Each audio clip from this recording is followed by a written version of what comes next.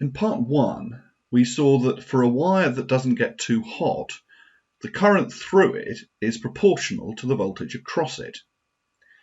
This means the graph of current against voltage is a straight line through the origin.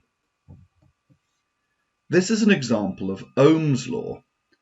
If a component obeys Ohm's law, then the current is proportional to the voltage, and the resistance stays constant when the current changes.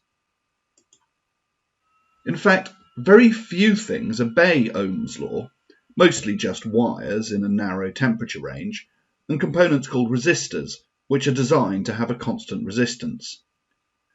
Most other electronic components don't obey Ohm's law, so their resistance changes with current, and the current versus voltage graph isn't a straight line through the origin. Any hot wire, most light bulbs, electronic components made from semiconductors, LEDs in your phone and telly, and currents in gases like sparks and lightning don't obey Ohm's law. The useful thing about Ohm's law is that if you know a component obeys it, we say it's ohmic, then you know the resistance stays constant.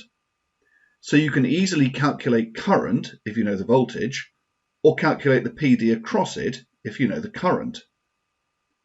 If a component isn't ohmic, you need to do an experiment to find the current through it for a given PD, or compare it with a component whose graph you already know.